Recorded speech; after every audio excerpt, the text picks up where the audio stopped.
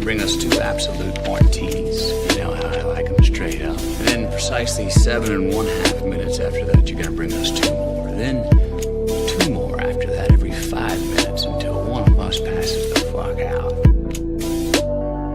It's up to each and every one of you, my highly trained Stratonites, my killers who will not take no for an answer. Not hang up the phone until their client either buys or fucking dies!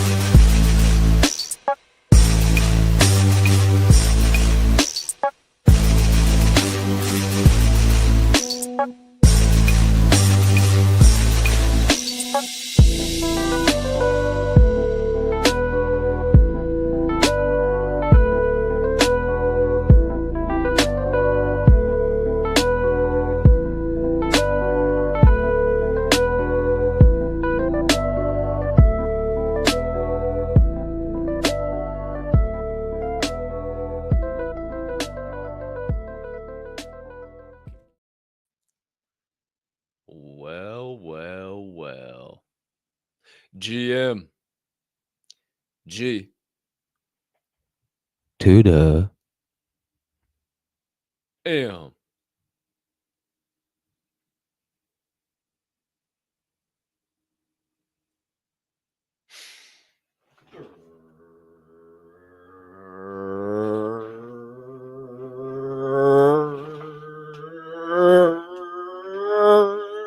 Right morning, my friends. DJs, Diamond Hand fam, Forge and Fuel crew, super soldiers, 1%ers, pioneers, pivoters, pursuers, builders, brothers and sisters, hermanos y hermanas, mamas y papas, anyone I may have left out and anyone in between. Welcome back and welcome into the best way to start your day. It's time to get fired up at Forge and Fuel. Baby. Woo! Wow! Woo! Wow! Woo! Wow! Oh yeah! The cream rises to the top.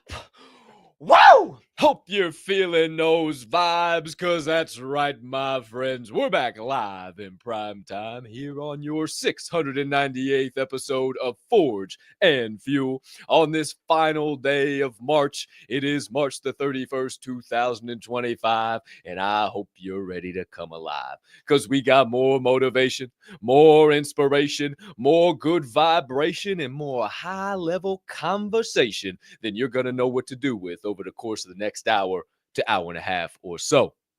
If you don't know, you won't know, but I am your humbled, honored, and clearly always hyped host, Colton Capp Soroka, and I can't thank you enough for choosing to stop by, hang out with me and my guy, a special guest today, and dive down those aforementioned motivational and inspirational rabbit holes that you ain't never been down before. Now, my friends, let me be the first to let you know that we got one hell of a show on tap for you here. Another one on this magnificent Monday morning. But before we can tap into said show, before we can begin with the inspirational feel, before we can really get those vibes all over the place this morning and get you in those feels. Ha, I'm a poet, now you really know it. I must humbly ask you to do a few things. Maybe you can find it in that big old heart of yours to do so. You could take just a few moments before we begin this show. 2,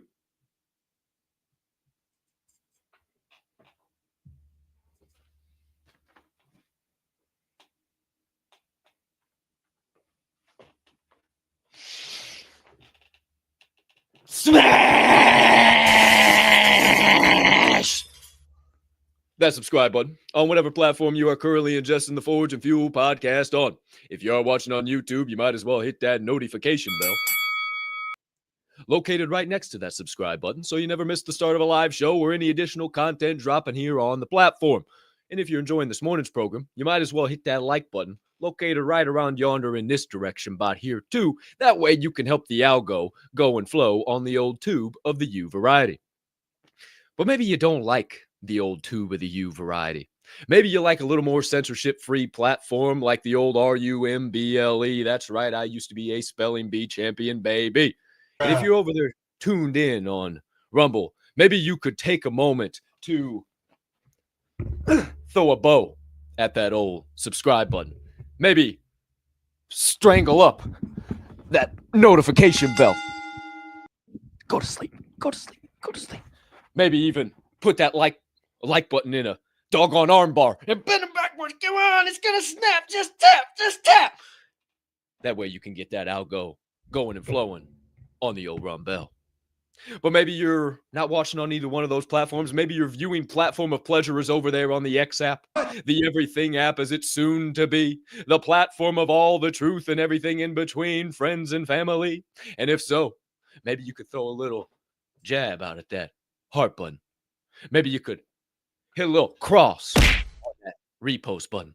Hell, maybe you could even drop one of them haymakers on that quote post button and let the people know on your timeline why you've decided to tune in live in prime time to Forge and Fuel this morning.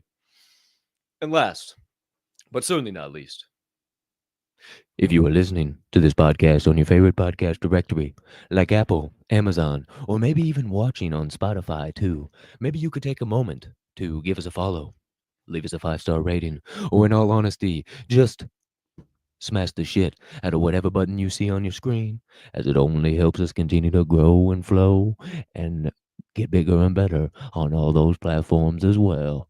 Nah, man. Yeah, buddy. Hey, it's time to move some mental lightweight, baby. Shout out to all you humming beans. Tapped in, tuned in, locked in live in prime time. that have smashed the shit out of those buttons and helped the algo go and flow. But maybe you're sitting there and you heard those reminders and you're saying, why do I gotta do that for this show? Hey, I just tuned in for some inspiration, some motivation, mindset, and some martial arts. What in the world do I need to be hitting those buttons for? Be rude. Well, as 45 and 47 just said, don't be rude. And also, there's going to be so much growth on the show this morning. You're going to say, Capp, John, please, no more growth. We can't handle the growth. But you know what we're going to do? We're going to keep growing and growing. It's going to be one of the best shows you've seen in a long time. I promise you. We're just going to do so much growing this morning. And also, the show might make you think a little higher, soaring way up there with the Eagles. It might make you cry, have your emotions move to tears. Heck, it might even make you laugh a little bit. Might even make you go, I never thought of it that way before. And if so, don't be a host, share the show, be a friend, tell a friend, let somebody know, and we will proceed with this morning's program. That's right, my friends. Here we are back live in prime time for your 698th episode of Forge and Fuel. Woo! Before we go any further, you've heard some wows, you've heard some oh yes, some hey, lightweight baby. You've heard all types of sounds going on all around, but my hands have been right here, not going down, pressing any buttons, so that must mean Mr. Producer, DEEZYY, Derek DZ Snow, live in the building. My man, your guy, what's up? Baby! The one and only lightweight slanging, iron pumping, bowling ball bench pressing. He says, if you think that you got to go inside of a gimnasio to get a body that looks this good, let me show you something else. And he just starts giving you all these different things you didn't even know you could motherfucker. do. Wait till it starts getting warm out. This chicken sucker might be doing his 50 to 100 burpees in the front yard again. Who's to say, who's to know? But I'm looking forward to him continue to grow. Shout out, Mr. Producer. The man, the myth, the legend, the one, the only. My man, your guy. But my friends, we must begin because here in about 15 short minutes from now, we will be joined by our special guest of the day. I'll save everything I'm going to tell you about him for a little later on, friends and family. So let's get into the first portion here. Because, you know, it wouldn't be this show if we didn't begin a very specific way. I said, you know, this show might make you laugh, cry, and or think. And I like to deliberately check that first box. Because if you can do those three things in under an hour to an hour and a half, then you might just have a full day before 10 o'clock on the East Coast, baby. So, let's get to checking that first box.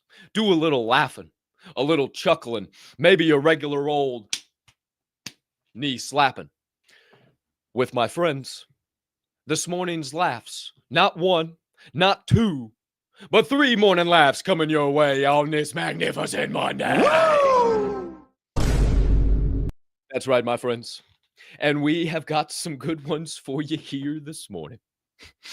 We begin with a public service announcement. Also a prank. And the public service announcement is, if you ever find yourself scrolling through the timeline and you happen to see an Arab prank out there, please stop and watch. If these men are dressed in Middle Eastern clothing with the thing on their head to hold deal, I'm sorry, no disrespect. I don't know what the hell it's called.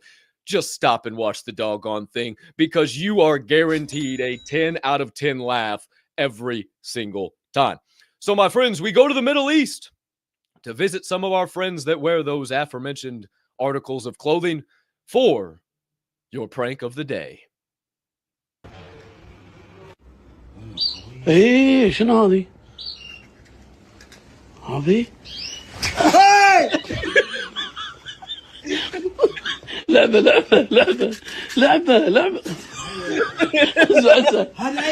اسمع فيسوي دقة بفوزي ايه هذا حق بفوزي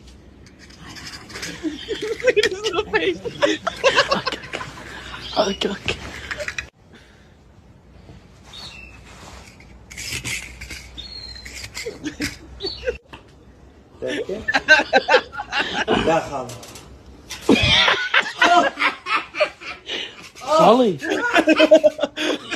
اعطينا نصية بالغلط فوزي فوزي بالغلط والله بالغلط والله بالغلط خالي والله بالغلط والله بالغلط بالغلط والله بالغلط بالغلط فوزي فوزي فوزي فوزي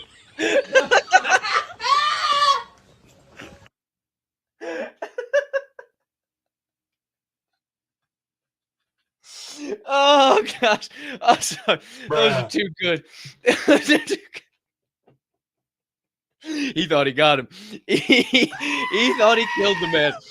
Oh, you see his face. Oh man. Whoo-wee. So you ever see one of those, especially that group of humming beans right there?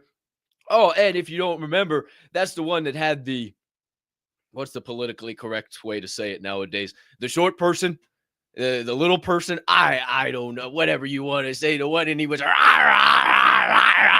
know, Mr. Lion, and then he fell into the pit. This is the same group of humming beans. Who's to say? Who's to know? So anytime you see that, you just might be up for a laugh. Take a pit stop on your timeline and enjoy the show. Speaking of enjoy the show,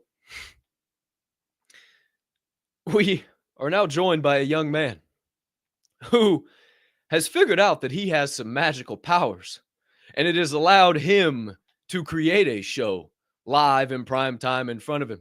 A young man with all types of hormones swirling around, and he realizes that, boy, oh boy, maybe he's able to see some things that he never could see before. All through, my friends, the power of a bag of Doritos. There's no blood, there's no alibi, 'cause I've drawn regret from the truth of 1,000 lies. So let mercy come and wash away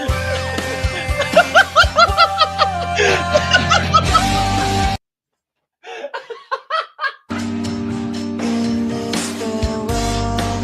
There's no blood, there's no alibi, 'cause I've drawn regret from the truth of 1,000 lies. So let mercy come and wash away what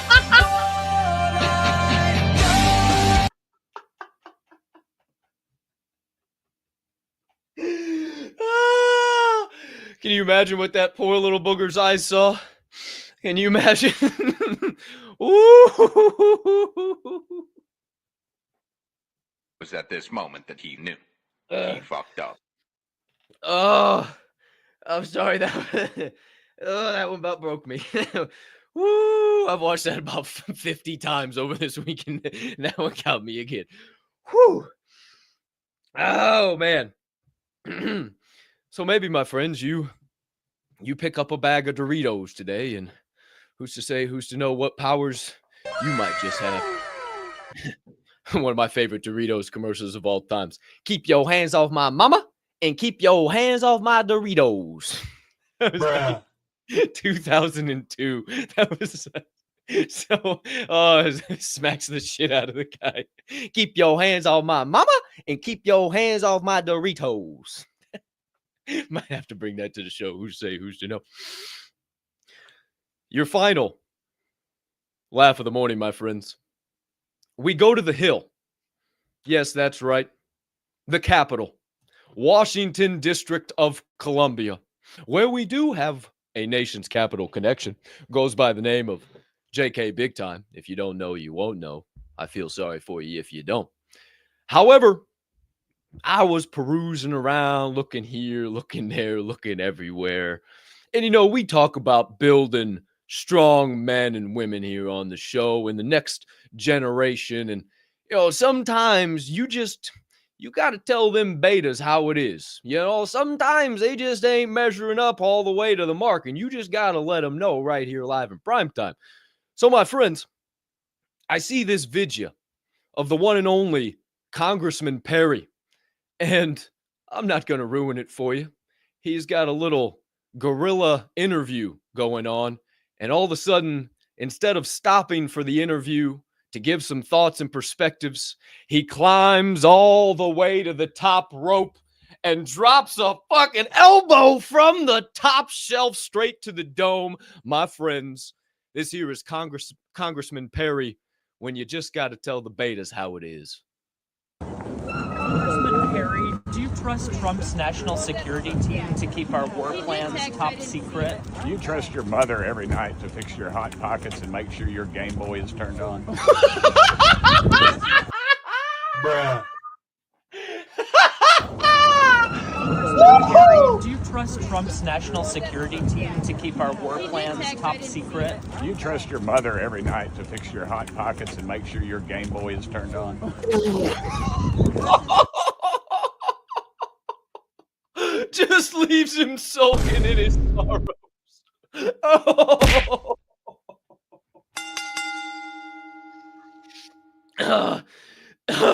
Congressman Perry said, "Don't ask stupid questions, kick rocks." As a matter of fact, you trust your mother every night to cook your hot pockets and making sure your Game Boy's turned on. Oh, with his southern accent too. That's just that's some good stuff right there. Woo-wee! Shout out to the man, the myth, the legend, Congressman Perry. Oh, that's some good stuff right there. Who's to say, who's to know? Shout out to all you beautiful humming beings live in primetime here on the show. I haven't done a couple of things as we await our special guest of the day. We might as well check a couple boxes, say hey, hi, how you doing to all of you. And also, Good morning, Vietnam! you know, a little swig of Joe. Oh, yeah. Oh, that's quality right there. That's what we're looking for. Hope your Java's flowing good. I could use a little heat up. So I'm gonna do that. Have some fun there. If you're just joining us here on the show, maybe you could take a moment, hit that like, hit that repost, tag a friend, a DJ, a diamond hand, somebody you think might need the program. Maybe somebody you know that doesn't know how to get to the show. Maybe you could copy that link and text it right over to them and say, hey, tap in, tune in. This is going to be fire flame. But all of you beautiful humming beings, let's say hi to these beautiful humming beings right off the bat. Let's see what's going on. We could do a little faux answers from the anvil. Man, not really. Just say hi to everybody as we're getting the day started here. Who's rocking and rolling? Andoni, Delta 24, GM, Andoni, GM, F&F peeps. Let's do this. Great morning to you. Appreciate you being live in prime time as always. Our friends over at Radio Free Hub City Live. Every day is a fresh start. Every week a new opportunity. Go out there and get it. Much love, Ken. Much love, Ken. Appreciate you. Thanks for always being live in prime time. Always good to see you. Who else we got? D's, Mama Capp, Kim Jones in the building. Great morning, F&F crew. Excited for our special guest appearance. Let's go. Shout out to you, Mama Bear. Appreciate you being live in prime time as always, starting your day the right way. Our girl, Mrs. Metal Crazy. Great morning, fam. Happy Monday. Today's reminder is it's okay if you fall down and lose your spark. Just make sure when you get back up, you rise as the whole damn fire. Woo! Woo! Colette Worden. Ooh, that's fire right there. All pun intended. Damn, that's fire. Excuse me. If you fall down, lose your spark, just make sure when you get back up, you rise as the whole damn fire. It's all right to fall down. Is it a failure or a new chance to flourish? I'm sure we'll be talking a lot about that today. Overcoming obstacles, taking on challenges. Who's to say, who's to know? Our friends over at Albright's Fur Farm, Jared Albright, the man, the myth, the legend himself. Great morning. It's a great Monday. Laughing at the frogs, eating them whole. Stay blessed, everyone. Shout out, Jared Albright. We appreciate you, my guy. Thanks for always hopping in the chat, all pun intended, with your frog reference there. The beautiful Bella Rossi, aka Mama Snow. Fantastic morning, everyone. Have a great day. It's the last day of March. Make it a good one. Blessed to be alive. I echo all of those sentiments. Quarter of the way done with 2025. Can you guys believe that? The year is already a quarter of the way over. We're about to begin April tomorrow. Then all of a sudden, before you know, April, May, boom, June's here. Holy shit, end of June, J&J weekend getaway. Oh my goodness. I mean, I'm telling you what. Time's flying, but we're having some fun. And if you just push your toes in the ground a little bit, take it one moment at a time, enjoy it, let go, stop trying to control everything all the doggone time. You gain a little bit more control the more you let go, the more I'm realizing here. That's my words of advice this morning. Let go.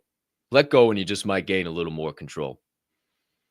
Chris Oswomada. Great morning, everyone. Have a spectacular Monday. Great morning to you, Mr. Oswomada. Hope you're having a solid start to the day. My man, great to see you as per usual. Grammy P, the queen's in the building. Roll out the red carpet. Great morning, family. Blessings to all. Be the light and spread that kindness today. Excited to hear the speaker today. Me too. Excited to have a great conversation. Looks like everybody's excited for this morning. Shout out GP. Appreciate you always being live in the chat. Great conversation with you yesterday, as always, too. Appreciate you, Grammy P. Kelly O. Stanford, the one, the only. Great morning, all. Great morning, Kelly O. And Pride, wherever you two are around there. I'm sure he's finessing some flour, whipping some eggs, baking up some babkas as you all take care of the chickens and the roosters and the goats and whatever else you got going on out there. Maybe slaying a tree, maybe even taking down a tree on this Monday. Who's to say, who's to know what's going on? Shout out to our grateful breadheads. We appreciate the hell out of the both of you. Mr. G. Lou, great morning, Mr. G. Lou, GM. Hope you're having a solid start to the day, my man. Always great to see you live in prime time. And wherever Mrs. G. Lou is. Angel S.E., great morning, chicken suckers. All love F&F crew. Great morning to you, chicken sucker. Great to see you. Hope you're having a solid start to the day. Probably at the gym, crushing it, baby. Appreciate you, Angel S.D., always being live in prime time. Mrs. Metal celebrating our 8th wedding anniversary today. 11 years together. Let's go. Wow. You guys want to know something funny? Congratulations to Mr. and Mrs. Metal, but also congratulations to Mama Capp and Jones as they are celebrating 18 years of marriage on this beautiful March the 31st, 2025. If you're in the Gateway, you saw some pictures. Mama Capp posted some pictures of that special day 18 years ago. So congrats, Mama Capp. Father, shout out to you too. Shout out to Mrs. Metal and Mr. Metal. Wow, we got a day of some anniversaries today. Man, that's some good stuff. I like that. Okay. Shout out to y'all. Well, we've made it through the chat. Let me make sure. I'm going to check in on the old guest, make sure there's no issues, make sure we're all good to go. All right. Yeah, I guess we're good to go. So should be just firing up, joining us here momentarily. So suppose a little banter, a little yada, a little nonsense as we go along. What can I tell you here? What can I tell you? Hold on. Let's see here. What's some good stuff?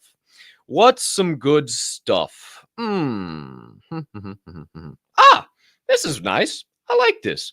How about a little start with some Aubaitori. Aubaitori, Oubaitori. I found this the other day.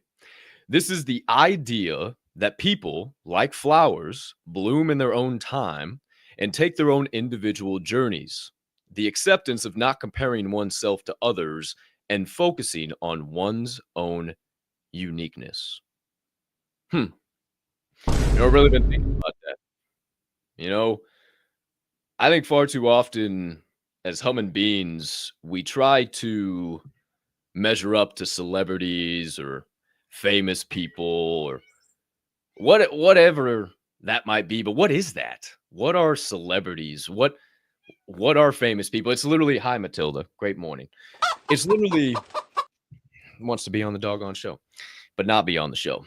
It's so wild that many people chase after this fame and celebrity and want to do the exact same things that all of these streamers or YouTubers or what you name the person on Instagram, whatever it is, they want some type of fame. But what is that? Is so what? If people recognize you, they know your name, but are you creating change? Are you bringing value? Or you just showing up and saying stupid shit on camera that's not really making anybody think or make anybody, change their thought path or change a thought, move a muscle, whatever the case might be. It's so funny that I used to do the exact same damn thing of, especially when you get in these lanes of podcasting and content creation, all this stuff, you see these people start to pop and you're like, that motherfucker ain't worth a plug nickel compared to what I'm doing. What in the world? How did that even happen? And the more I've gone down this path, I realize, that's not my calling. That's not my journey. That's not what I'm supposed to do. I just need to stay on my path. I just need to continue focusing on what I'm doing, not trying to live somebody else's life, do what somebody else wants me to do, but do what feels right for me. And I'll tell you what, part of that is bringing on some amazing human beings to this program that have done some amazing things for my life, have changed my thoughts, have gave me some mindsets, and have allowed me to become a better man because of it. Now, my friends, that's all the banter I got for you this morning, because I just happened to look in the green room, and here now joining us is our special guest of the day. So, my friends, let me tell you a little bit about the young man joining us right now. He is a man with over 40 years of martial arts experience. What? He's a former owner, CEO, operator of JG MMA. That is John Geyston's mixed martial arts, where I had the opportunity to be a part of that elite fight team. JG MMA. If you know, you know. Now he is the CEO, owner, operator of Empowered Martial Arts and Jiu-Jitsu in Tampa, Florida, a member of the Gracie Humeta brand. If you don't know, you won't know. You better check it out. He's also an author. He has wrote the book, Embrace Your Awesome, which you just might see on your screen here momentarily. He is a motivational podcaster, inspirational speaker, a perspective pusher, thought stirrer.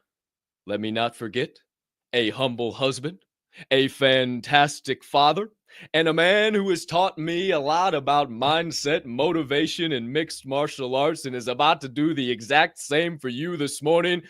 My friends, get on your feet and put your hands together for the man, the myth, the legend, the one and only, Mr. John Geyston. Well, thank you. Woo! That might have been the best intro I've ever had. I might have to keep that for memory. Hey, it's what I do. If you need it, you can save it, clip it, all residuals. You just send me the royalties and we'll go from there. We can 100%. Talk about that on the back end. Hey, Hanchi Geyston, my friend, you'll always be Hanchi Geyston to me. I'm sure you're much more than that now, but it is so great to share a screen with you and have you back here and have an opportunity to chat with you, my friend. Great to see you. Thank you. And I appreciate the invite. I was very excited to figure out when we could do this. So, and we put it together very quickly, right? So I appreciate you. I appreciate you even thinking of me in this. So no, man, I've been following what you've been doing lately, and ever since you wrote the book Embrace Your Awesome a couple years back, and have really been going down this mindset and inspiration, all this stuff. I say, you know what? The time's right. Let's cross the path. Let's see what we can do, what type of show. So I'm excited for the chat. And, I kind of want to start kind of with your backstory a little bit. And obviously I gave you the intro, 40 plus years in martial arts, one way, shape, form, or fashion. How did you get started in martial arts? When did you find that was kind of the path that you wanted to pursue in life? Yeah. It's interesting because it really, I didn't find it in the beginning. My mother enrolled me when I was 9 years old. By the time I was 9, I had been in 4 different grade schools, and she put me in it. And I didn't weigh more than 50 pounds until like 2 months after my 10th birthday. So small, and I would be the new kid in every class room, every school, I should say. So I was that. perfect target for the bullies. And it got to where I had like 3 kids, and I'm sick. I don't want to go to school. I don't want to do this. And it was 3 of them consistently that were involved in that. So my mother put me in a karate program. In 1972, if anybody who has watched any Karate Kid episode, I have not really watched Cobra Kai whatsoever. My instructor in 72 made John Kreese look like a good guy. And I told my mom once, I go, I really don't like it. And, it was just a summer program. They didn't even put us in a gi back then. We were told to go buy sweatpants and a sweatshirt. Now you remember, this is a summer program and they don't have air conditioning or anything. And they put us in sweats and we're in there. And I'm like, Mom, he smacks me in my head. He tells me I'm an idiot. He tells me I'm weak. I said, he says things worse to me than the bullies, So I said, and he's better than them. He's tough. So that's kind of how I got involved with it. I came back to it probably when I was, I did a little bit of boxing in the middle, ended up 15 years. It was maybe an upgrade from that guy, but not very much better. And then at 19, I'm in a hallway at Lincoln Land Community College, and I always was drawn to it. And they had an intramural program, and I passed it. I kept thinking, man, I'm intrigued enough that I'd look to see what they were doing. But I'm just like, I tried it twice before, never worked out. And thank God. I just happened to be walking down the hallway, and a guy comes out and goes, man, what style you guys doing? Blah, blah, blah. Talked. And ended up the next day, I joined the group, worked out with them. And I've done it literally probably 5-6 days a week since that moment. So 62 now. But that's how I got involved. And then fast forward about a year, maybe a year and a half after that, the instructor, Doug Dennis, who ran Shudokan, that was an intramural program for his dojo. And he came to me and he said, hey, would you, and it was another guy by the name of John Patterson. And would you guys want to teach the intramural program here at the college? If you do, I'll give you free membership at the main school. I'm delivering pizzas. I'm paying for my own schooling. I didn't come from a family that had much. So I'm doing all that on my own. And, that's kind of how it came to be. I always say it had to be somebody saw something to me that I didn't see in myself. And it just then steamrolled into probably life changes for me. And then all of a sudden I'm like, I really enjoy this. And then in 1996, March 31st, because I did not want to open up on April Fool's Day, I walked away from my full-time 6-figure position in 1996. So 6 figures, big today, big, huge, much larger in 96 than it is in 2025, right? So, and then I went full-time with it and then figured out how to make that adjustment. I realized I was a white belt in how to run a school. So I found the right teachers for that. And, I always say divine intervention. I got guided there because I certainly didn't end up not in this spot that I am in by any brilliance of my own. Yes, sir. Wear it around my neck every single day. He brought us together. He gave us the opportunity to share these messages. And I really appreciate you sharing that. It's interesting that today in 96, that's crazy. How about that for kind of a full circle moment? Right. Were you with your wife at that point in time? Did you have kids yet or? No, I was not. I was actually married. And then to my wife at that time, ex-wife now. And so my current wife, no, we were not together at that stage in my life. So, and then, that next year, so I go from making 6 figures, and I tell people this all the time, and I'm going to share this story only in the sake of know what you want to do and understand it will not be an easy path. I went from 6 figures that next year running my school. And you got to remember, I ran a school part-time for 14 years. It wasn't like I wasn't already in the groove. I taught part-time. I just decided this is what I wanted to do full-time. Nobody I knew ran a school full-time. So there was no advice, no direction, no mentoring. As a matter of fact, I had 3 people call me who I have the utmost respect for, call me and say, don't do it. It's the worst thing you could do. And it's because all three of them tried it and they failed. That next year, I made $5,000 net. That's what I was able to take home, $5,000 in 12 months. So I knew then that obviously I'm not near as good at this as I think I am, right? So accepting that message and then staying, and I like to tell that story to people because I think whenever we start anything new, we have to embrace the moment of suck that is going to take for us to build up to that. And what most people can't do is get past the point where everybody quits. Everybody's going to quit. And what can you do to push yourself past that point? And thank God, every time I thought, and listen, and I had jobs still coming in from that. I had a job offer I had taken a state police exam like 3 years earlier, and they had a reverse discrimination case. They called me, they offered me a job. I had 3 great job offers in that moment of 12 months where I'm only making $5,000. And I would lie. I'd be lying if I told you I did not think about it. But then I thought, at the end of the day, what is it that makes you want to get up in the morning, fuels your passion, and that you love? And if you did this the rest of your life, you would never work a day in your life and you do. Don't get me wrong. You know this. 100%. We are working, but we're working in what we love to do. Right.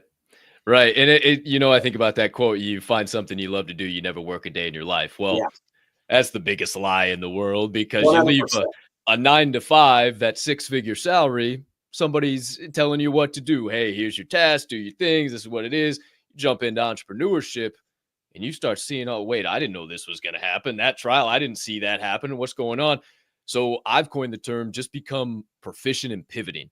In order to continue, find that passion, become proficient in pivoting. And, I love how you touched on the passion. It's evident. It's clear that you're in your passion. You're in your purpose. This is what you were put on this earth to do, to teach the martial arts, to connect with the younger generation, to teach them discipline, attitude, respect.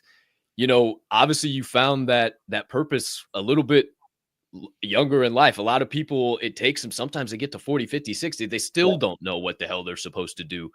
So what would be your piece of advice? What would you say? How have you really started when you found that purpose? How did you find that purpose? Yeah. And again, I don't know how I found the purpose, but I recognized I don't know, maybe I should say this. So now I'm a father of a 22-year-old, just graduated college, a 20-year-old that's just entering college. However, I did get my daughter's the 20-year-old. I have 3 kids, 22, 20, and 15. Started much later in life. I didn't have my first child till I was 40, and remarried. I was going to say they were just little kids running around when I was training with you. I mean, wow, that's crazy. Little. Time flies. So Jaden and Gianna, and Jet used to be running. Jet used to be running around the cage, and him and his buddies all dancing, doing their thing. Right. And he was big into the hip hop, right? Yeah. And and that's a great segue into what I was going to say, because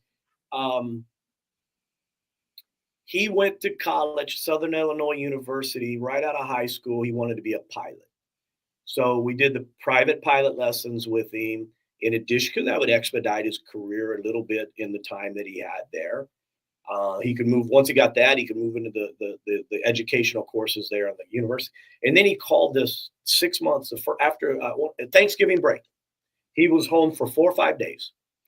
And then I get a text, I'm watching Yellowstone that night, and I watching Yellowstone, just kind of winding down. That's my routine on Sunday night. I plan out my week. I watch Yellowstone, and I go to bed and I wake up and start the week. And I get this text from him. He goes, "Dad, can I call you?" And I'm like, "You're my son. You don't need an appointment." And 100%. And he goes, "Hey, I don't think this pilot thing's my thing."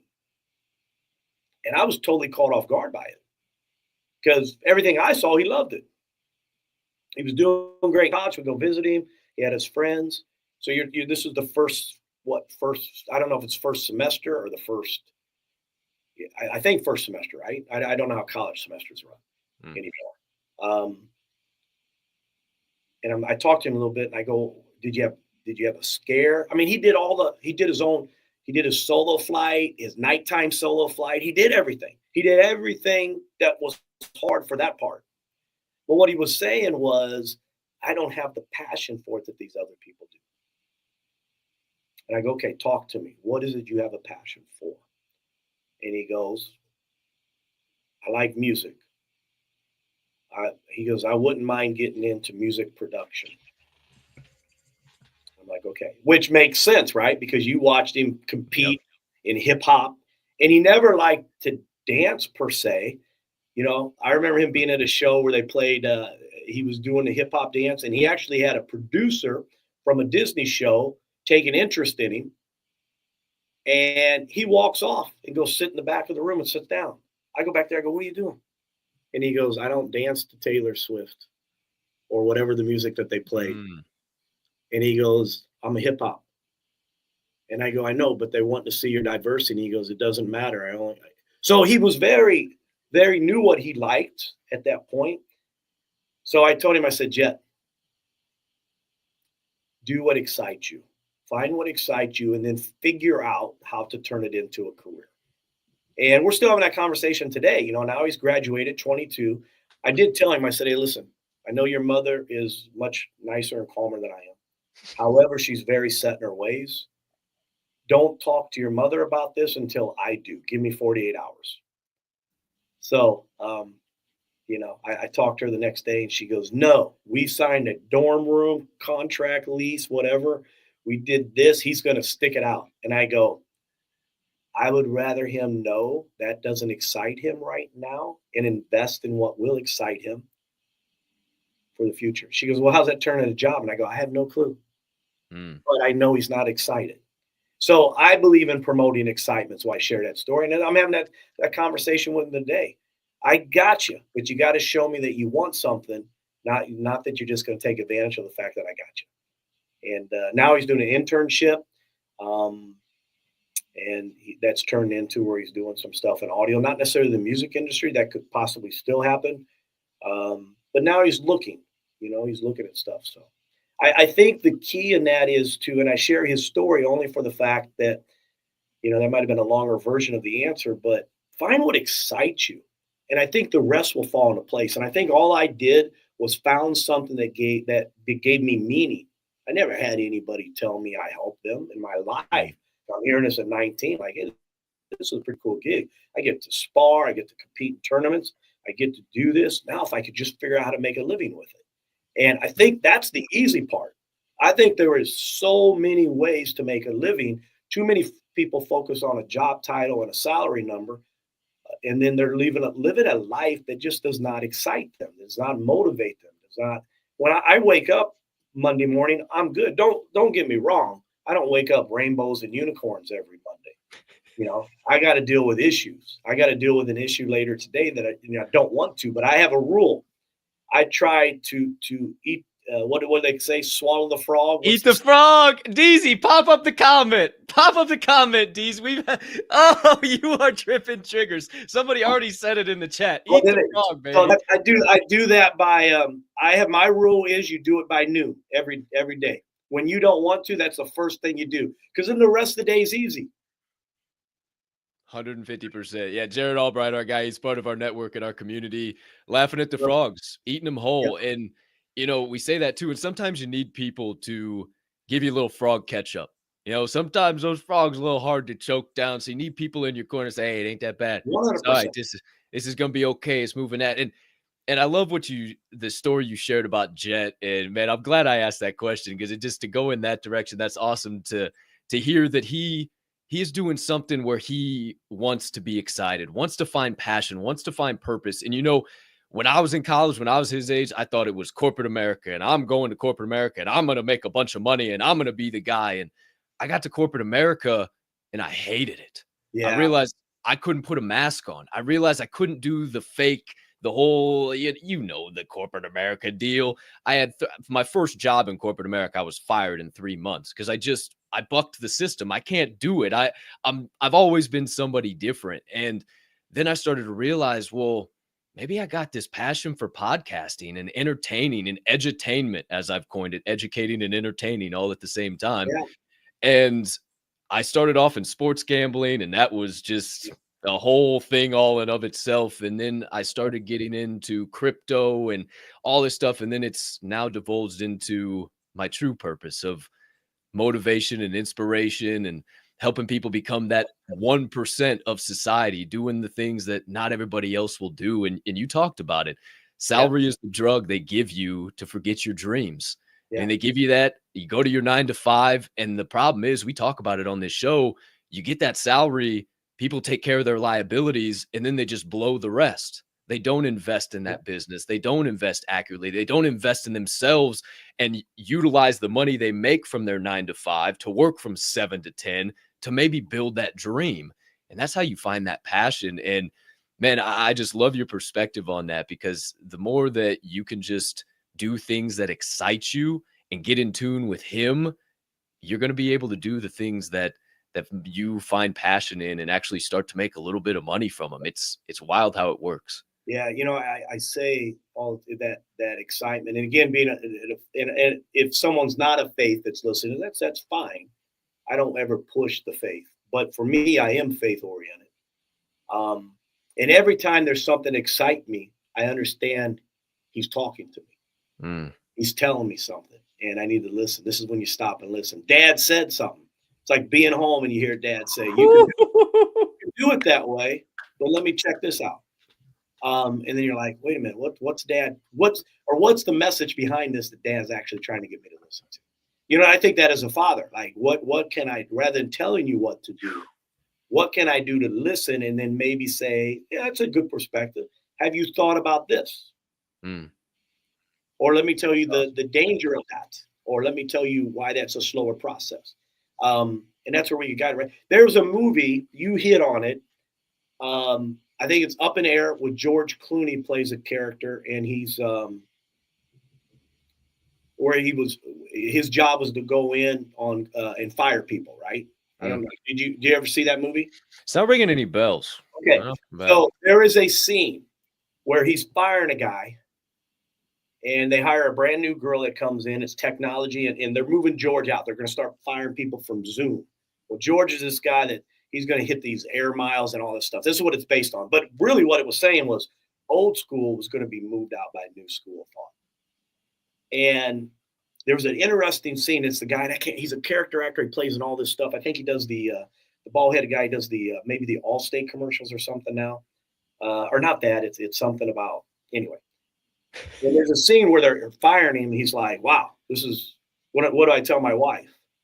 And the girl stumbled, the corporate America girl who'd been trained in the script. Well, what George's character has is the personality to listen. And he said, listen, take this as a blessing. He goes, how's it a blessing? He goes, well, you went to such and so, you went to 2 elite schools to learn how to be a chef. You most likely took this job 20-something years ago, 15 years ago, and they gave you a salary to remove your dreams. And you probably thought you're going to take this job in 2 years from now when you have enough money, you're going to open up a restaurant or you were going to do something, right? He goes, it's your opportunity. He goes, at what point, what salary was it where they hooked you that you quit your dream completely? He goes, now you got an opportunity to do it. And I thought, wow. And it's not the story, but I love the message. Because I think all of us live in our own world, regardless of if it's a job, if it's our habits, if we live in a comfort zone. And nothing exciting really happens in that comfort zone. We got to be leaning on that wall, pushing, because the excitement's on that outside. Because everything we know is inside. What I don't know is out here. Maybe, and I'm not delusional to say that everything on the outside is going to be wonderful. But there's going to be more wonderful things once I get out there. And I just right. And it was very scary. It was scary what I did in 96. It was scary to look at my checkbook. It was scary. But I'm glad I did it. 150%.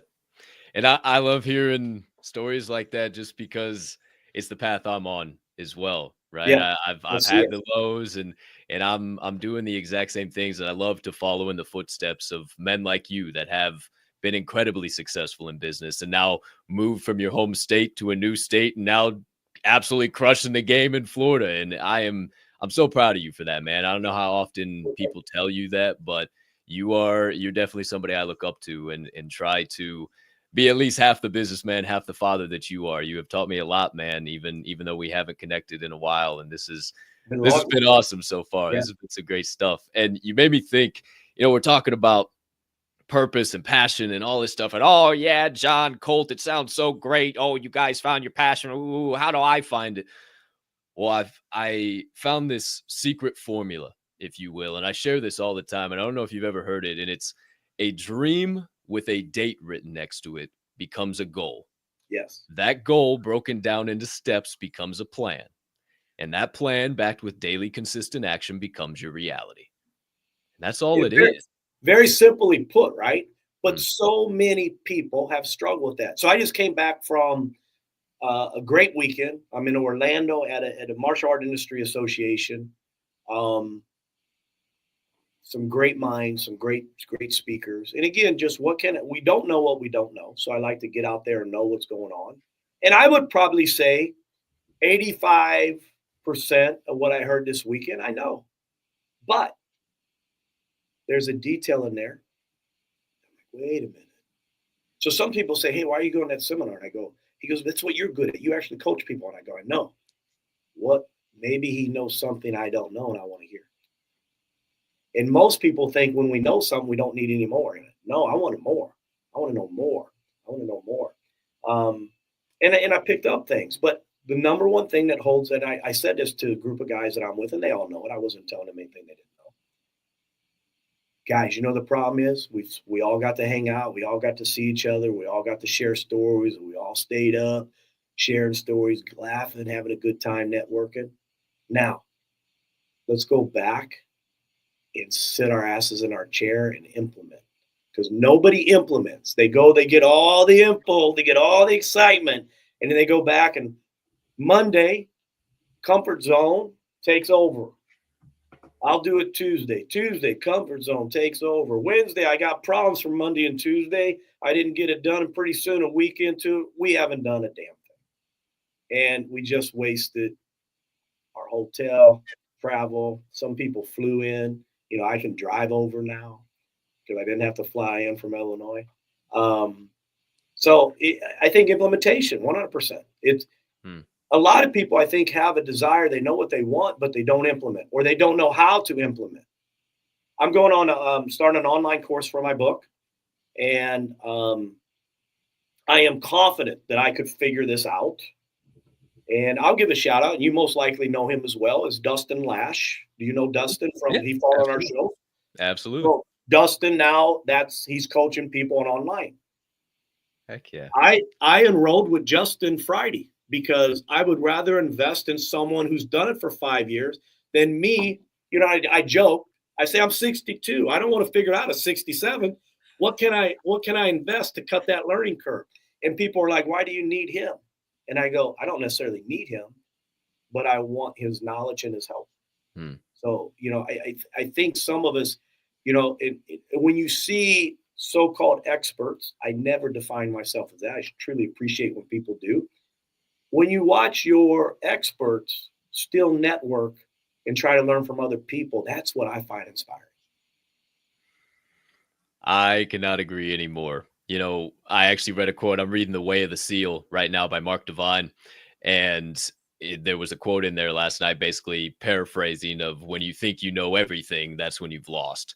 Yes. If you're not always in it. And I love how you said, maybe I knew 85, 90% of the stuff, but I heard one thing. Now let me go and apply that. And yes, we've talked a little bit about faith, and there's a verse in there that says anybody who hears these words and then does not go and apply them is like a man who looks at himself in the mirror and as soon as he turns away forgets what he looks like. Why do we do that? Why do we hear, we know what we got to do, but we just choose not to do it? all you got to do is apply and implement this stuff. Why do people tune into shows like this? The motivation, they get they all fired up. And then as soon as, oh no, the show's over, it's time to go drag the knuckles back into the life. And I always say, oh, just Eeyore your way through life. Thanks for noticing me. Why not stand tall, take up space, be a Tigger, have that energy? That's the type of stuff that I'm trying to bring to this world. And to go back to you talking about excitement, you know, I think about anxiety in the same vein. Everybody deals with anxiety in today's society. Anxiety in society. Oh my goodness. Is it really anxiety or is it excitement? Is it excitement that you are about to do something where you're able to actually utilize your tools and your gifts that God has blessed you with and not actually do something that somebody else is asking you to do? Is it really anxiety or is it excitement? And I think if we can just change that little mindset, the butterflies in the stomach aren't bad. Lean into them, tap into them, dive into them, hit that wall like you were saying. And instead of falling backwards and, oh no, let me pack it in and go back home, go right through the wall and find the unknown. Yeah. I think there's a balance with that, right? I think there's that. And I love that. I love that because and I tell fighters that, some of my guys that I train, even to this day, little kids, you know, I remember a student of mine, and he was in his first jiu-jitsu tournament. And I said, listen, he goes, I'm really nervous. I said, that's good. I go, what that is a bunch of butterflies in your stomach. They have nowhere to go right now, but they're ready to get out there. And I said, and if you want something so bad and you're not nervous about it, you don't want it bad enough. So I said, that's all that is. That's all that is. Take a breath and use that energy. Boom. And I said, just like when you get hit, some people might do this. That's an emotion. Or when I get hit, I know that's my trigger. Instead of this, my response is to hit back equally as hard, if not greater. And so use that energy to move forward. And it was funny, like right before they call him up on the deck and he takes off running.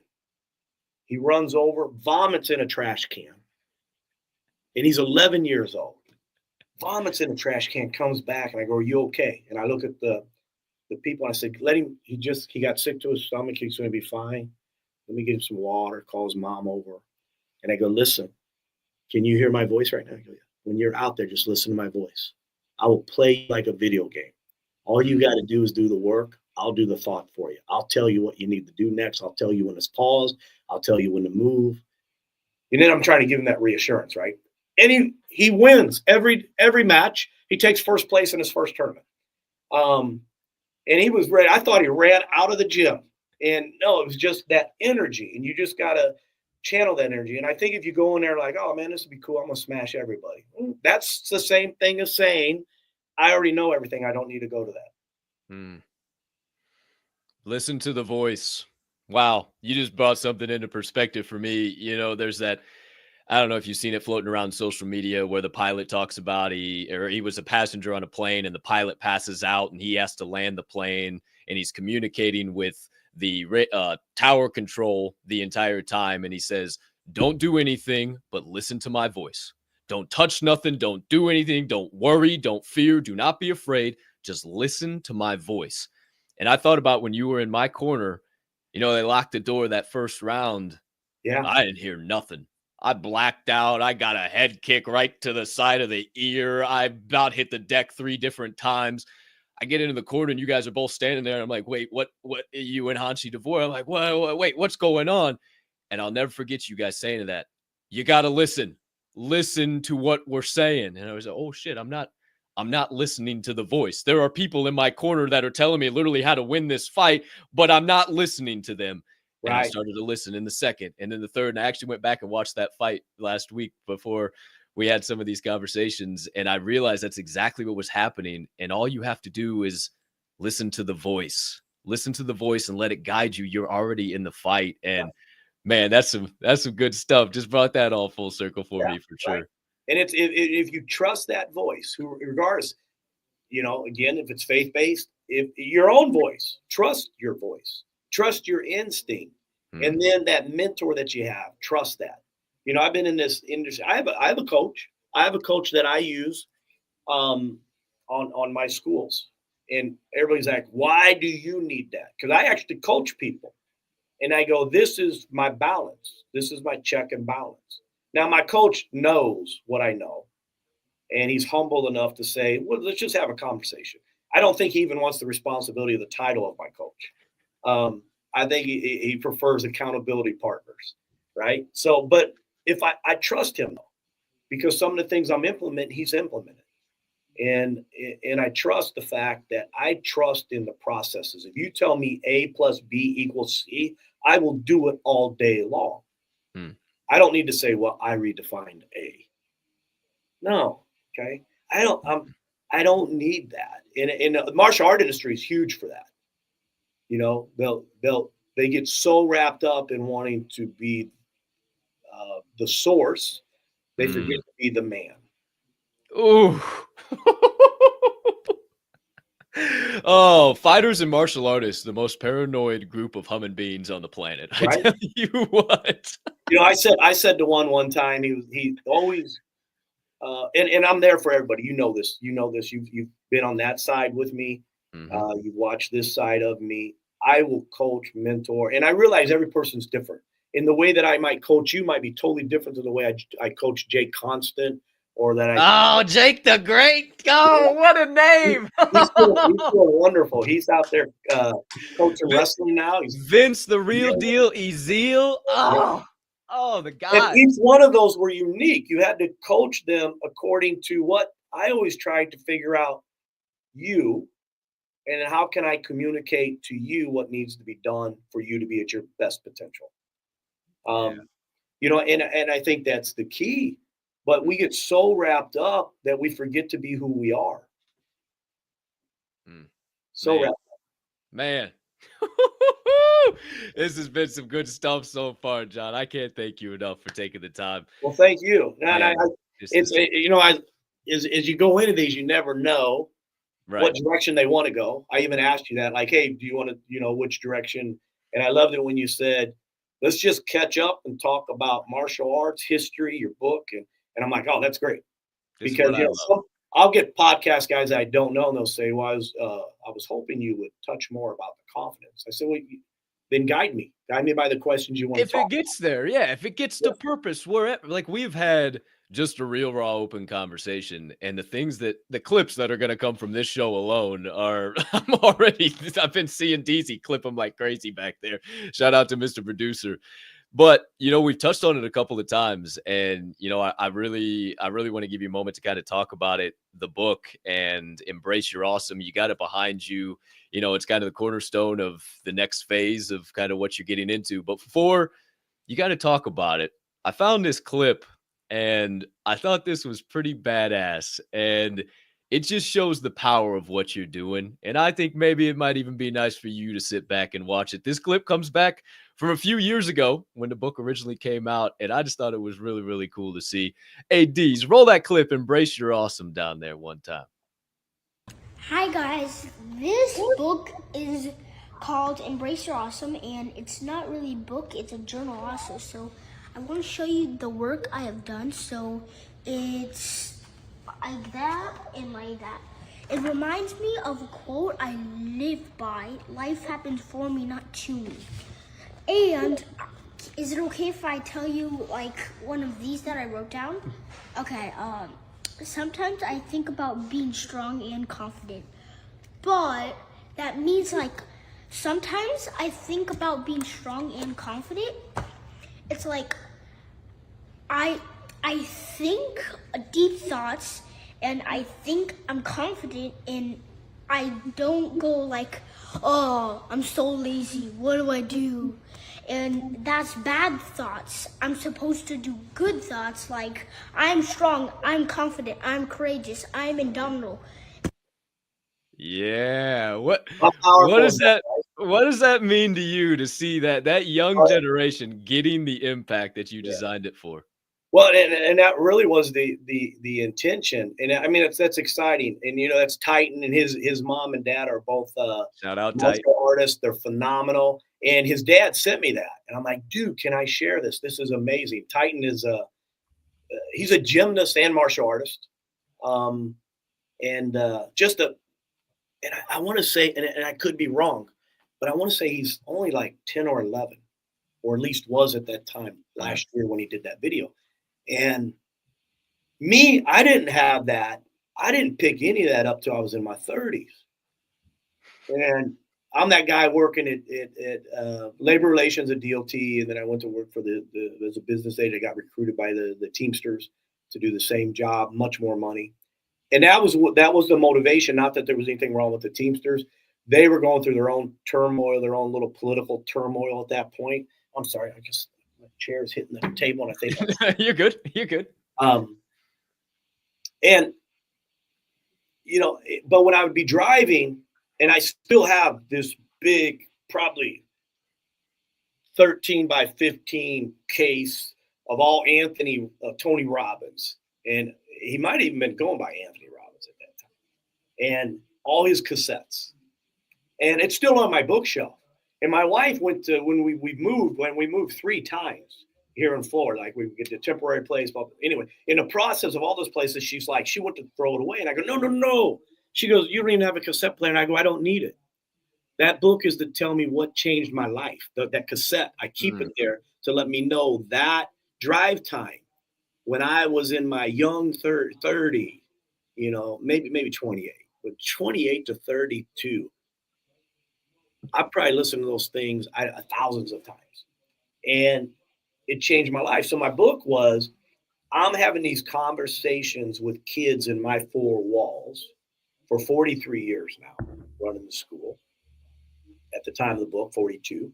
And I'm like, what can I do to expand my 4 walls now? Expand that comfort zone, but what can I do to expand my 4 walls? And is there a kid that will never do martial arts with me, but could learn from this message? And maybe Titan's a perfect example. He would have never been in one of my classes, but because his father is an amazing martial artist and he was a Taekwondo alternate for the Olympics. Amazing martial artist, amazing motivator, but I could support that and help with that. And, and maybe it's a kid who's playing soccer. Maybe it's a kid who's never going to do martial arts. This ain't his thing, but that book, regardless. So that to me is what it was all about. I love that video. And that kid, man, how is that kid's life not going to be successful? 100%. That's what I'm saying. And you said, I didn't really start tapping into these things till I was in my 30s, right? And I started finding these mindsets. I found Inky Johnson, if you're familiar with Inky at all, and he was the Tennessee football player who was the #1 prospect, and he went to make a tackle and got paralyzed, and his life completely changed. Okay. And I started following him, and then I found Jocko Willink, and I started getting these mindsets, and I was just like, I don't know, because I was in college and it was party time and everybody wants to party around me. And I'm starting to find these and I want to lock down. And what am I doing? And everybody's, you're looking different. You're different than everybody else. And, it's so key and critical. The younger you find those mindsets, and even though he's still kind of like trying to figure out the words and put them all together, but how he still just formulated and said, look, I'm not getting down on myself. I have no need to say, Titan, you're a dummy. Titan, you don't know how to do this. Titan, you're not good. Titan, you're strong. You're powerful. You can make this happen. And that's where it all starts, because society tells you you're not good enough. Society tells you that you're based on grades. Society tells you got to fall in line, take your pills, shut up, don't ask questions. But I love how you are challenging kids to ask the questions, to say, why do I feel this way? Why is this working inside me? Why do I feel like I want to be better when everybody else around me doesn't? And I think that's just one of the key critical things for the next generation. Yeah, no, and I appreciate that. I agree 100%. And that really was the whole purpose of the book.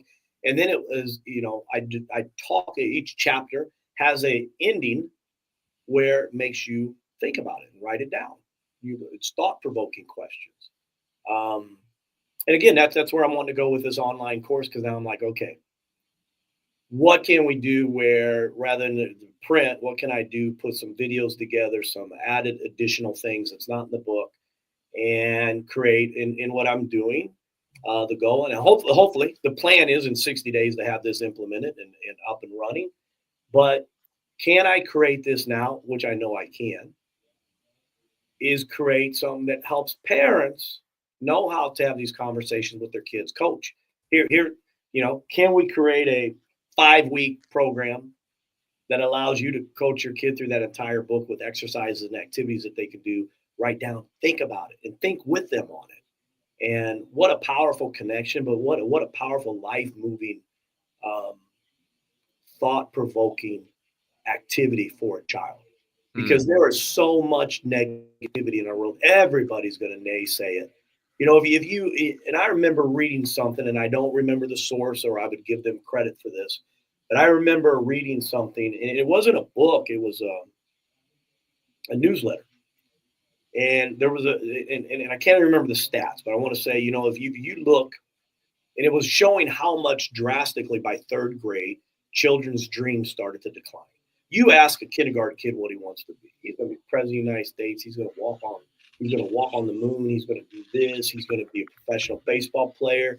He's going to do this. I'm going to be an amazing mom, amazing dad. And that's interesting to me to hear a kindergarten 1st grader say, I want to be an amazing parent. But by 3rd grade, somebody laughed at that dream. Somebody made fun of it. You said you wanted to be a professional soccer player, and you can't even kick the ball. And someone laughed at you, and you give up on that dream. And I think it starts so early. By 3rd grade, there are so many naysayers, buzz killers, and negative influence in our life, even at the foundational stages of our life. And man, if we had this to counter it, because we can't erase bad, we can't erase evil, we can't erase negativity, but we can support to overcome all those things. Rules. Why do we learn self-defense? Well, so I have a fighting chance to get away, not fighting chance to win, fighting chance to escape the danger that I'm in. What can I do with my mind? What can I do with my emotions? Can I do the exact same thing? So in my theory, my book was, that's what I want to do. I don't want to teach you. I can teach you a headlock, and I love for you, but the chance of you being in Tampa or Springfield, Illinois right now for me to share that with you might be slim. So how do I help a kid from Albuquerque, New Mexico? Here's a book. And good now, here's an online course. That's some good stuff. That's some good stuff. And you talk about giving, parents this kind of way to give their kids this gateway to kind of start taking on challenges, try living a little bit more difficult of a life, pursue those dreams so it gets easier the older you get. And, I watched a clip of you talk about something the other day, and I'd love for you just to kind of share a little perspective on it, because we do have a lot of parents that tune into this show with younger children and looking to try and set the right example. You talked about the challenge jar a couple of weeks back. Yes, yeah. Touch on that a little bit. Yeah. So it's an activity sitting with your child. And this is just an activity to help parents. And this is sit with that and write down some things that, first of all, I always start this conversation with my students. Fears, false evidence appearing real. But a lot of times we get hung up on the fear and we don't move forward. And, same thing is like, listen to our voice. We're there to support you. When we talk about Braden, when the jiu-jitsu runs over, throws up in the can, listen to my voice. I'm here for you. But I knew that he needed that reassurance at that point, right? And then obviously it worked. So the challenge jar is to sit, write down the things that you're afraid of.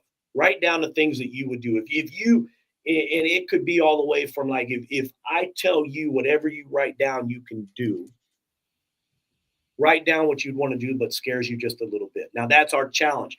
And then we fill this jar with these different challenges, no matter how many there are. It's not about setting, give me 20, give me 15, give me 30, just enough. And let them reach in that jar. Maybe it's daily, maybe it's once a week, maybe it's twice a week.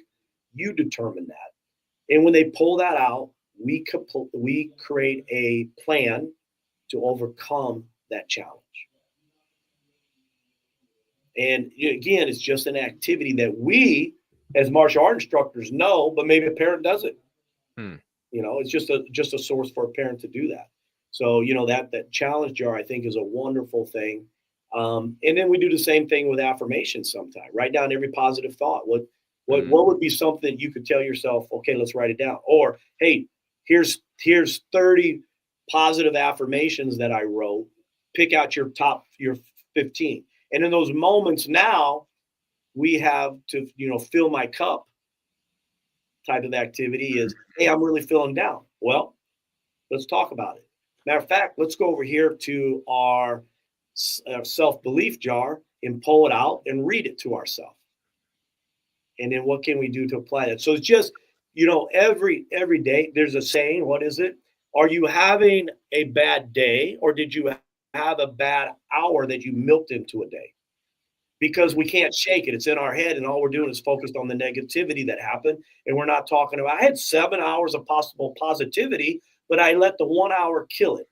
So in that jar, the idea is to teach a child that I can change my mindset. Now, this is the affirmation jar. I'm just talking about 2 different jars we use. And reach in and just pull out something and then sit with your child, though, and talk about it, reflect on it. And can we shift it? Can we completely shift just the same thing I did with Braden for him to win the jiu-jitsu tournament? I like that. The shift for sure. That's the power in it. And you said something made me think, do you need therapy, or is it just another Tuesday? Is the world coming to an end, or is it just a bad hour? Yeah. Right. And I say it on this show every single day. Obstacle or opportunity, loss or lesson, failure or brand new chance to flourish, trial and tribulation or new opportunity at triumph. It's all in your mindset, how you choose to look at those challenges, if you 100%. And I think too, and I'll share this. I've just had this conversation with a staff member.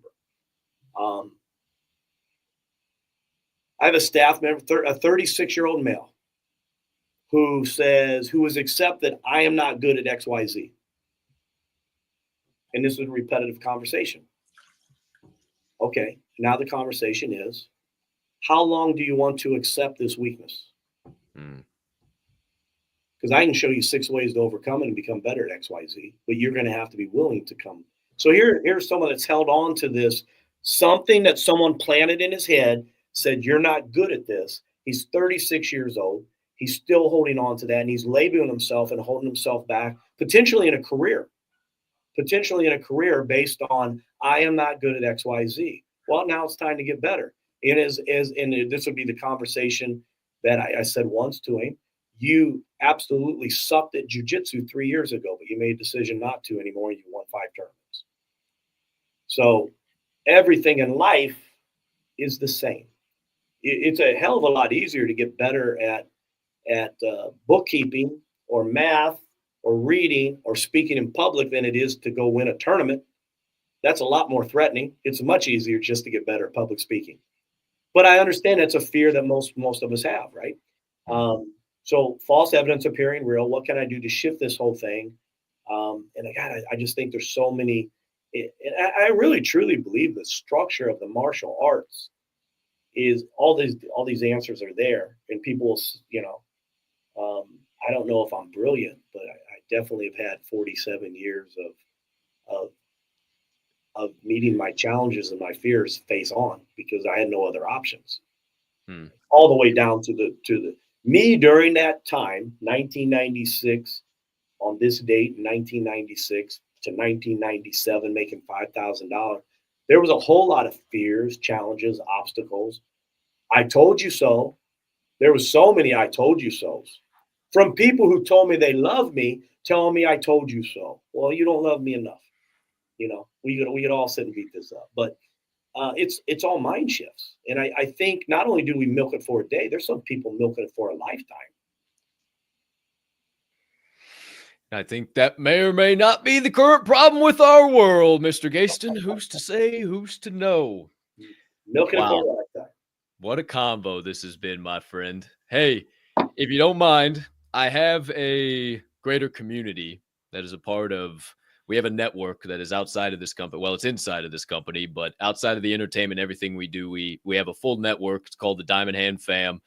Work on mental, physical, financial growth, being the 1%ers of society. And one of the things that I allow them to do, being members, is ask any guests that come on the show potential questions. So there were a couple that came through last night, and I just wanted to pick a couple out because I thought they would be really cool. And let's see if we've hit any of these. Let me see what we got here. Oh yeah, this will be a good one. So, question: from your experience working with the youth, What do you believe the kids of this generation are struggling with the most? Proper mindset, discipline, self-belief, etc. And what would you suggest is the best way to fix it? Example, making self-defense martial arts mandatory for the youth, etc. Man, because I feel like I could talk a half hour just on that. Trying to think the way. And we got time. We don't have to hard out, so we got time. No problem. Yeah. So if I was to streamline that, I would say knowing who they are instead of trying to fit in. You know, I don't have to be. I wasn't. You know, I had a reading deficiency. One of the reasons for my book too, I didn't touch on. I had a reading deficiency when I was a freshman. I got called in, and they didn't have counseling back then. You know, it's like 1970 something. I got called in the principal's office like I did something wrong, which was not uncommon back in the day for me. So I get called in the principal's office, but my mom's there. And I'm like, this is kind of weird, you know. And they're like, hey, you have the reading level of a sixth grader. We have a lady that's coming on board that helps people. And I told my mom we left. I go, I don't want to do that. And she's like, why? And I said, and this school was all open. It was Williamsville High School. I was the first class to come through the new building. And it was they went with this open classroom thing. So all the classrooms are open, right? There's walls that divide classrooms, but no doors, no all enclosed rooms. And they put this lady in a janitorial closet that anybody going to class has to walk by it. And I'm like, I don't want to be seen in that room. So what I did, and this story hopefully will answer this question. I don't want you to think he lost his mind. What I did was I'd go to the bathroom when the bell rang and I'd come in late. And then about 5 minutes before the bell would ring, I'd ask to go to the restroom. And the lady was so brilliant.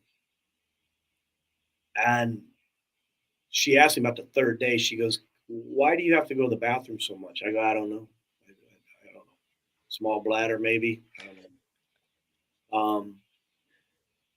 And then finally, it was just her and I. And she asked me, she goes, I want to ask you, why do you come in late and leave early? And I said, I don't want to be seen coming in and out of here. She's like, why? And I said, because I'm stupid.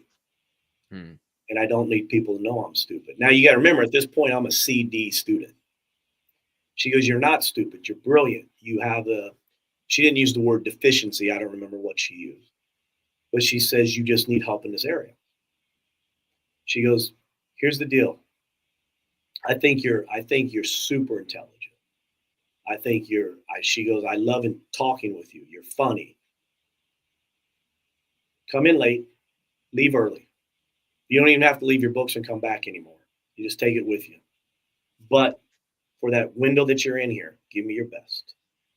That's my freshman year. Sophomore year, I'm an AB student. Junior year, I'm high honor roll student. And it's all because of that. So when I wrote this book, I actually give her credit for that because that was the first person in my life that talked with me and not at me. And as an adult, nobody had done that yet. And to this day, so I didn't have to be an honor roll student. Eventually it happened, but I wasn't that. And I think we fit in like, man, if I don't get a B in this or an A in this, I'm stupid in math. I'm stupid in reading. I'm stupid. There's things like to this day, I'm not excited about anything about biology, but I know I know most about injuries. I know how the body works because I've had most of those injuries, not because I read it in a book. It just doesn't excite me.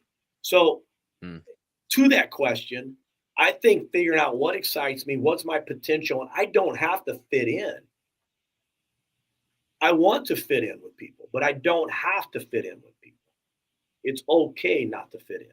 So I would say, and I think really that's what the martial art does. I think it gets us, I think the martial arts, the beautiful structure of the martial arts, the confidence, the focus, the self-discipline, the perseverance, the goal setting, it's all there. You know, I want that stripe. I want that next belt. Automatically teaching everybody about goal setting right from that Competition teaches us a little more in detail than I can get out of the class, but I don't have to compete to learn that. So I would say that. I would say if I was to sum all that up into one thing, being comfortable enough who they are where they don't have to fit in. I love that. I love that. Not being afraid to ask for help too. That's massive. That is massive. And we all are, because we're imagine that if I would have held on to that position, I probably wouldn't be where I'm at in life. I most likely wouldn't have a book out. If I did, it would be for like third graders, because that'd be the only level I could speak at. That's great, man. Just taking on the challenges, man. It all keeps coming back to that. I got another one here, and it's funny. A lot of these questions, and I didn't even intend to this. A lot of the questions that came in, we've talked about. So this has just been a great conversation. I know it's answered a lot of stuff for a lot of people. This one here, though, this actually comes from my mama. She says, "What is your most valuable daily discipline?" I take time. I take time in the morning to pray, to meditate and affirm, and then I plan. Those are my four steps every day. I 100% concur and agree. I get up an hour before I need to, just to spend some time in prayer and meditation and just getting right with the Creator. And I keep telling people this: if you want to know what you need to do, connect with Him first thing in the morning, and everything throughout the day will just start leading you down that path. Yeah.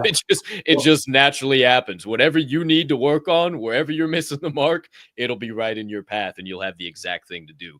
That challenge. I agree. And the other part of that, and if there's somebody, I'm sure there is somebody of not faith, and that's okay. That's okay. Mm-hmm. Then get in touch with yourself. Like, spend some time listening. Just meditate and allow your own mind to talk to you then. It's funny, the more you start to do that, the more you just might stumble into a little faith. Who's to know? Yeah, exactly. I agree. 100%. But I think what we miss in our society today is there is so many. I'm working on this. There's so many, and it's hard, right? Because especially let's just talk about where you and I are at right now. We're having an online relationship and an online process to what we're trying to do. I have to be on social media in order for me to do what I'm doing, not necessarily for my schools, but do I need to be looking at this 5 times every hour? 5 times every hour. And I think that's it. Like, what can I do? We have so many things, stimulus coming at us to distract us. But at the same time, how powerful is this? It reconnected us. Right now, there's somebody watching this on this. There's people I watch on this. So it's not a negative. But I think, like anything, every strength has a weakness. And I'm trying to figure out how to minimize this. And literally, I think Alex Hormozy just did a thing that I just read this weekend. If you could discipline yourself enough to shut this thing off for 6 hours, I can't remember the hours he said, so I might be wrong. So, if Alex Hormozy is watching this right now, forgive me if I misquote you. But the message was, if you could focus on a single thing that's advancing you in your career and your goals and your direction that you're wanting to go, and put 6 hours uninterrupted time where this phone shut off, those messages will still be there. Those notifications still be there when you're done. You answering this at noon or answering this at 3 p.m. isn't going to change the fact of answering it, right? It might. It potentially could, but the distractions that are out there. And I think we miss spending time with ourselves. Our inside, our internal self, be it our mind, our heart, not just sitting here and watching. And again, not watching TV. Quiet time with yourself. Man, I think that's the probably the most powerful thing that I picked up. And I would love to say that I picked that up, but I want to say I probably did not implement this in my life till I was probably 33, 34. And I have, being faith-based, I have a theory. If I wake up, obviously at my age now, I wake up a lot during the middle of the night to go to the restroom, more than I did 30 years ago. But I have a theory that if I wake up as a faith-based person, that's God trying to talk to me, and I'm gonna listen. I don't go right back to bed. I listen, and sometimes I'll start. Again, not to say I just told you get off the phone, but I'll go to my Hollow app and I'll do a prayer or something, and then see what happens from that prayer. Or sometimes I'll find a prayer that resonates with me, and I'm like, that's the message. That was supposed to go this way. So I think but that is spending time, recognizing there's an opportunity to spend some time with myself. Absolutely. Oh, that was some good stuff right there. I can't stress enough the importance of doing that. Just to spend time, not even watching Netflix or playing video games, just quiet, Right. you in your thoughts. Get the inside right and the outside follows along. It's where it all starts. And if you can do that, boy, oh boy, this life starts to open up. And that's the implementation, where we just talked about earlier. Like, most people get information, but they don't implement because we're too distracted. We're too much in a comfort zone. We're too much, I'll do that tomorrow. You know, that's one of the things I tell my 22-year-old son. He's doing some internship. He's starting to get a little bit of income from that. But the person who's giving him his internship is trying to walk him into a possibility of a career, but at the same time giving him the tools that he can be independent in that position and not need constant tutoring or internship, and which is common. I mean, he's only been out of college 5 months. How's he possibly going to know how to implement everything he learned? But I tell him, you were told on Wednesday what you need to have done by Saturday. Don't wait till Friday night. Start it now, because you don't know if you're going to have a snag. You could potentially get sick Friday, and now all of a sudden that person, you have no value to that person anymore. Start the project as soon as you get it. 150%. You don't have to finish it today, but maybe try to get halfway through. Implementation and avoiding the distractions, I think those two things can drastically change anybody's life, and spending time with yourself. Eat the frog. Yep. Absolutely. Man, woo, that's some good stuff. I saw a couple here in the chat, and I definitely wanted to get to those too. Deez, if you want to shift us up, that one from Jared. Yeah. Question for John. How did the second year go? How did you pivot to succeed doing full-time martial arts? That's a great question. As I've kind of alluded to, when I realized I didn't know something had to be great, running this school had to do more than how many trophies John won. And at that time, I'd won, I think, over 175 tournaments. I mean, I had all the trophies and everything to show for it. I realized that there was more to this. I didn't know what an intro was. I didn't know the business side. I knew how to teach, but there was things I was missing on the teaching side. I didn't know anything about stripe testing. Your belt, when you're ready for your belt, your belt. So what I did was I called two friends that I knew who did martial arts full time, and they recommended United Professionals, which at that time was a consulting billing company. And I went with them. And I did A and B equals C. Every A and B they told me to do, I did. And I'll say this, I probably went from 75, 80 students making, and my price point is what was one of the problems. Someone said to me, what are you charging? And here, every karate school in the nation, if you ask them this question, if they don't have an educated business operation, they're going to repeat the same thing. Well, that's what my instructor charged. Okay, well, your instructor charged that 40 years ago. Things have changed. So I went from that 80 students to 250 in a 24-month window. The first 12 months, figuring it out. 12 to 24 was growth. Then 2 years later, I'm speaking for that consulting company. And I have 425 members in Springfield, Illinois, which was never done ever before. So it went well, but I had to accept knowing what I did not know. I had to learn. The most important, I had to implement. And stay who I was in the process. I didn't imitate the other guy. I took the information and built myself up. And that's kind of going back to tell you don't have to fit in. I don't have to be you. I might be better than you. And if I have your information, you might then find out something that I'm doing. I sat at a table this weekend, and it was a Q&A at the end of it. And my wife was with me. And she asked, we were going around the table and someone said, hey, what do you do to help keep your students? 2 people said, I use the 0 rule.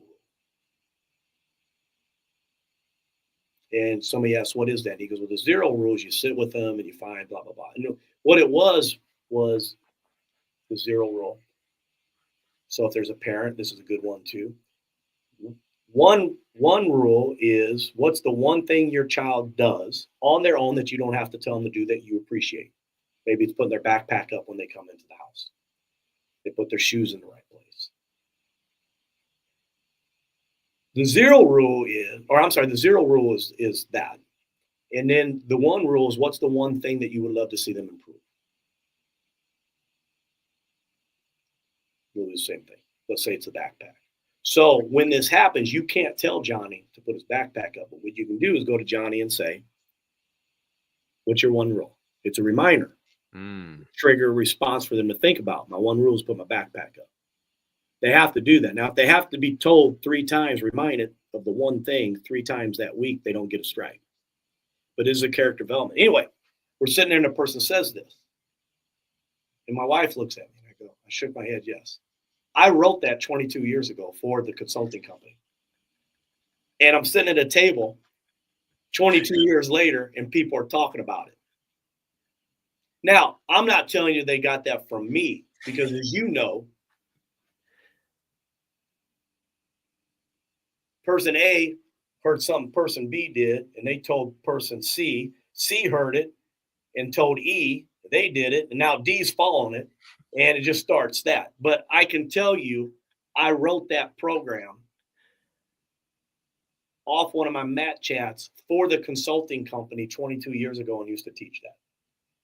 And a part of me wanted to say, hey, I'm curious where you learned that. Because I wanted to track it. But then I thought to myself, that's pretty self-indulgent, so I'll just pass up on that moment. But I find that interesting, right? So full total change. But I'm grateful that something I implemented, not for the credit, but something I'm implemented has had an impact on somebody I don't even know. There was nobody at my table that I knew prior to that day. And that's pretty cool.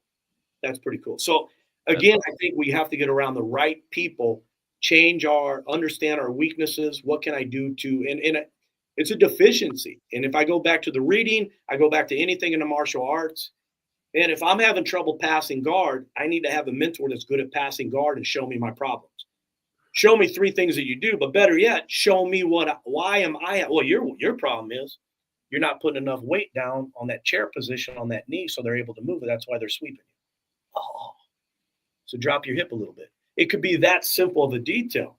Now, that works in relationships, that works in business, that works in finances.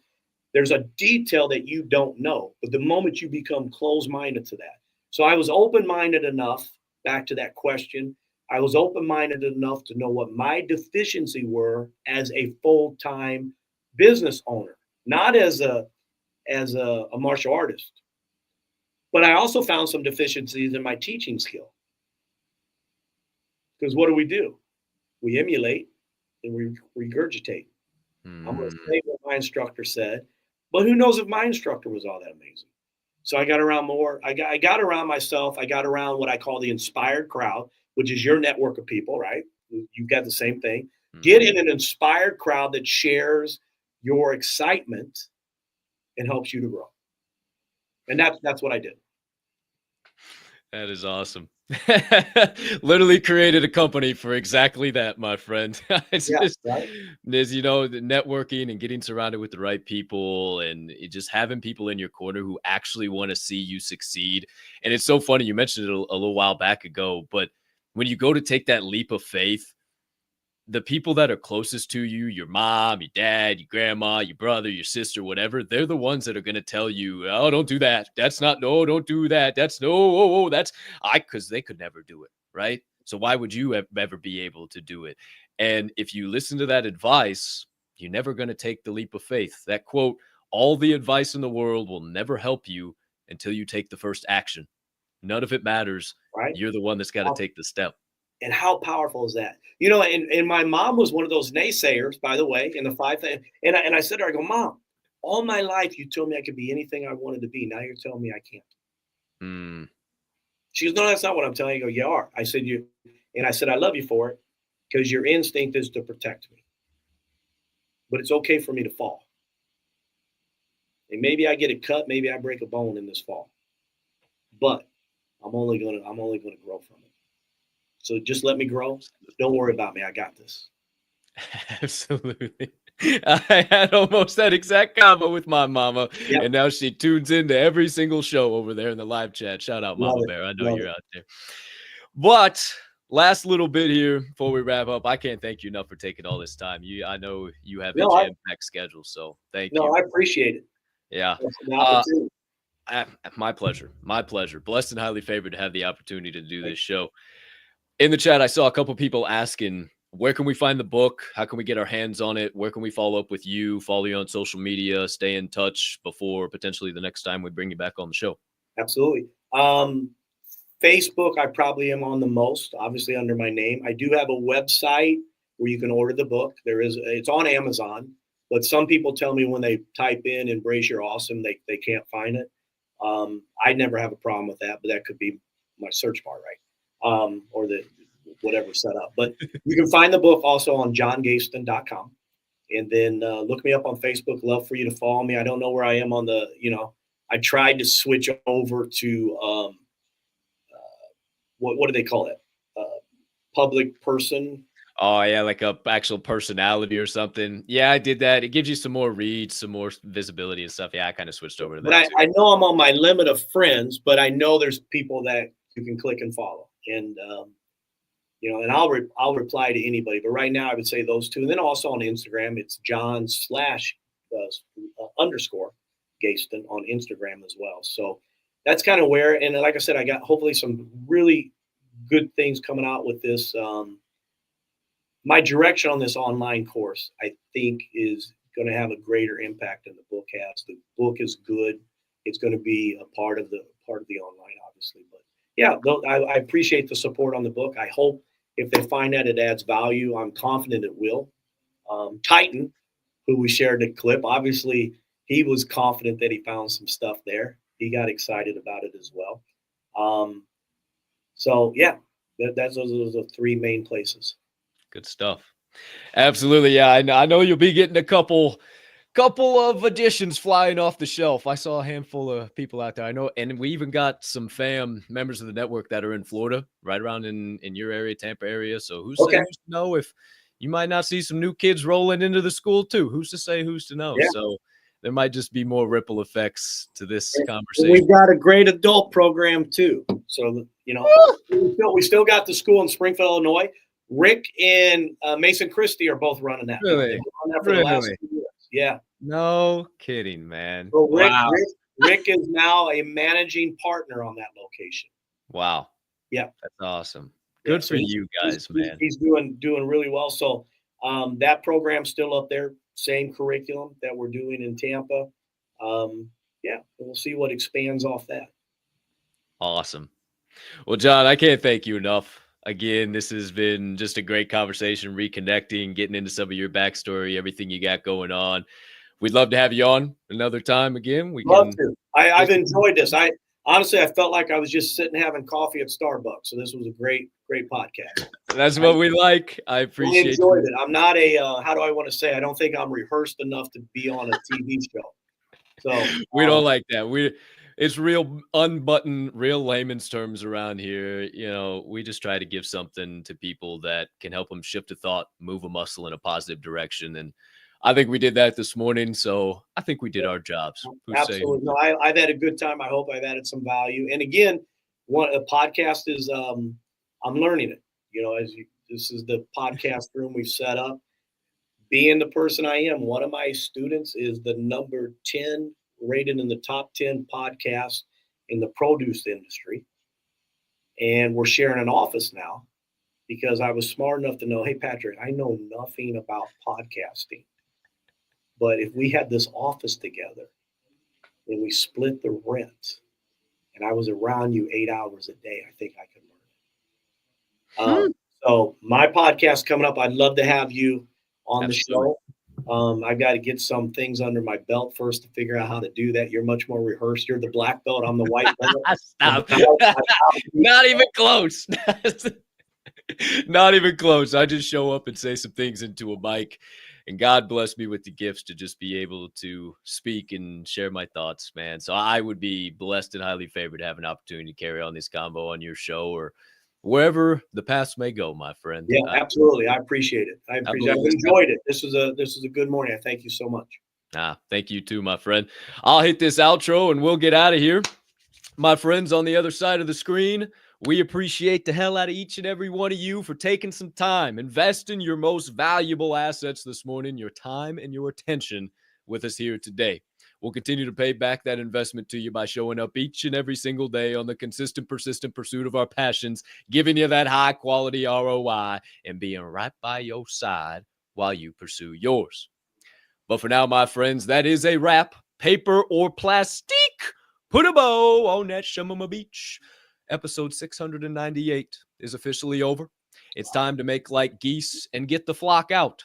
But not before we remind you of 3 key and critical things. Number 1, even a 2-year-old can make an excuse. What? Number 2, even a dead fish can go with the flow. What? And number 3, being that this here show is a member of the Diamond Hand Media Group, I ask you keep in mind at DHMG, we don't only HOLD, we hold each other up.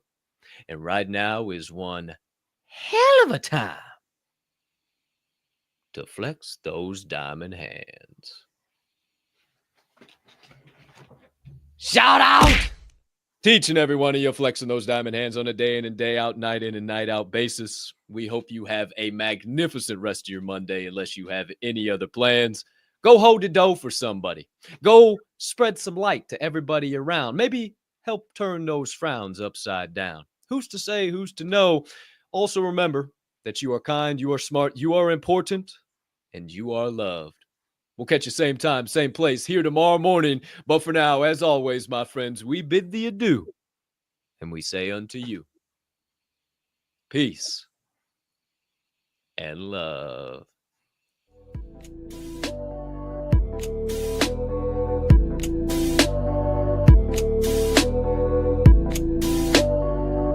You listen to me and you listen well. Are you behind on your credit card bills? Good. Pick up the phone and start dialing. Is your landlord ready to evict you? Good. Pick up the phone and start dialing. Does your girlfriend think